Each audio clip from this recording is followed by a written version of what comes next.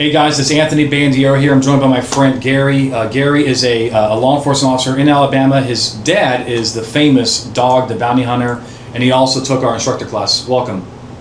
Thanks for having me. And actually, that's where we're actually in your dad's studio. That's right. Yeah, we just actually did a podcast with Dog, and you're gonna love it. So look for that coming out on the YouTube channel. But I said, hey, since we have you here, let me pick your brain. Okay. So this question comes from an officer in LA. Okay, and he says, can you explain what a parole or probation rollback is?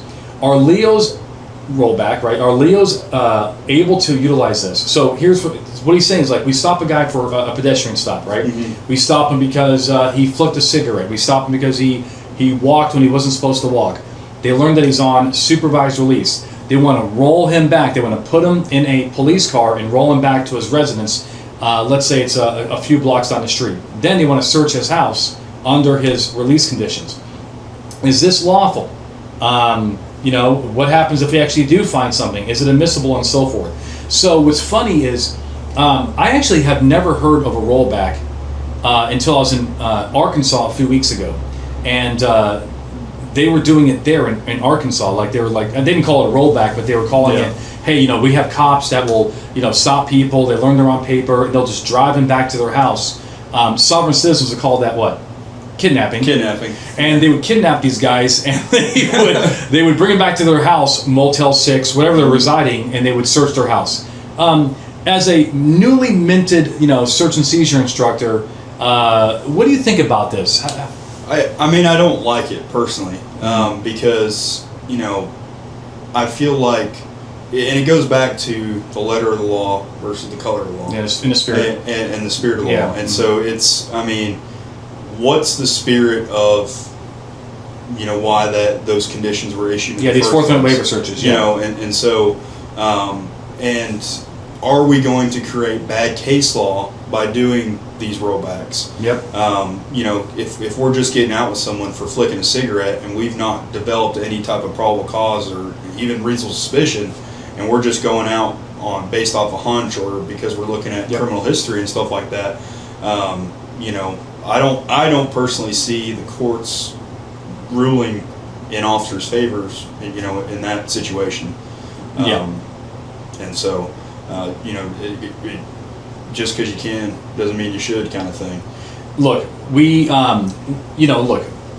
the answer is I don't have any cases on this rollback thing. There may be one out there, and if there is, I tried looking for one, but I can tell you that People versus Maxwell. It's a case out of California. It's 58 Cal App 5th, Circuit Court of Appeals, 546, 2020. All right. Mm-hmm. So People versus Maxwell, 2020. This case is not about a rollback, but it's about where can we search a person's, if a person's on supervised release, right? Yeah. And this case talks about a passenger's purse.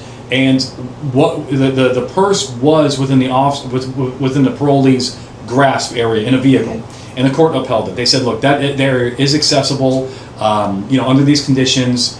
But I used that, and I said, okay, so the court is going to uphold basically their logic is you can search that in that area that's immediately accessible to that person. If the person is 2 blocks away from their house, is that house immediately accessible? No. Now, what's interesting, Garry, you ready for this? Yeah. Cops could leave that guy and just go to the house and search it. The problem, what's weird, this is a California case. There was a case where this guy, and I can get the name, but what happened was this guy got arrested, like at a traffic stop. Mm-hmm. They find a hotel key in his pocket during search, instant to arrest. Yeah. They book him. They go down to the hotel, like, hey, is this guy staying here? Oh yeah, he's in room 101. They then just use his key or whatever. They go into room 101. They search it. They found contraband. They charge him. The court upheld it. Right? Yeah. Now, what's the difference? Anthony, you're saying that we can do that, but we can't do a rollback. The rollback is just fundamentally different. What it is, it's a quasi-arrest, okay? Yeah. It's a de facto arrest. You're transporting this guy off the street and bringing him back to a place he doesn't want to go right now, or he wants to go to work, or he wants to go see his friends. And, remember, these are all suspicionless searches. Yeah. If we have suspicion, then maybe change the facts, change the answer. But you're asking the court, Your Honor, I want permission that if I stop this guy for flicking a cigarette, and he's 2 blocks away, 20 miles away, in a different city, and he's in Sacramento, not LA. Yeah. What is the rule? The rule, to me, that what the courts are going to latch onto is the immediate vicinity. Yeah. Would you agree? I agree. That sounds reasonable to you. Yeah.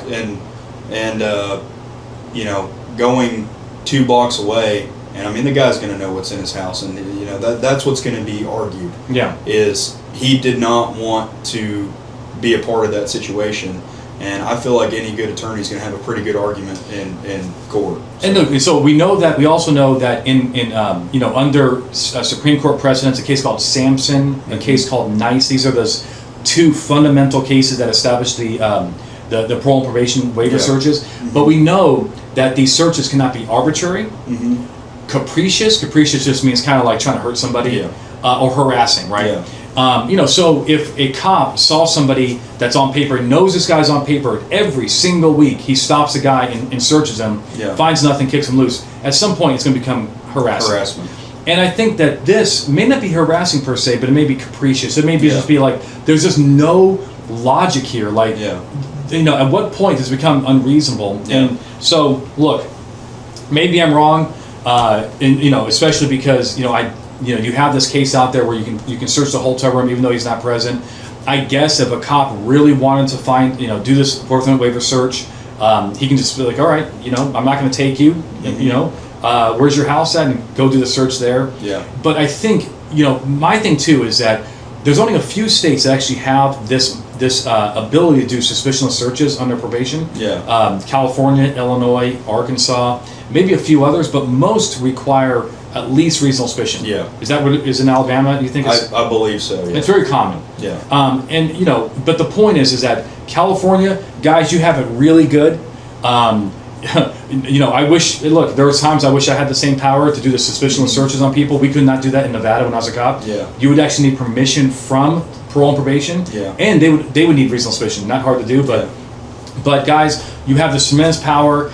Please, let's not abuse it. I mean, snatching people off the street and kidnapping them is a little far-fetched, right?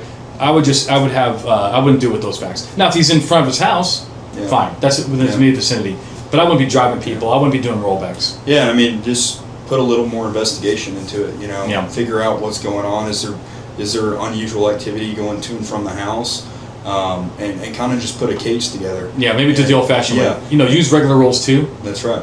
But if you're going to use the suspicionless search route, don't abuse it. Use good judgment. Think about what the California Supreme Court is going to say. They're probably not going to like a rollback because it's indefinite. What is the rule? 2 miles or 2 blocks? You know.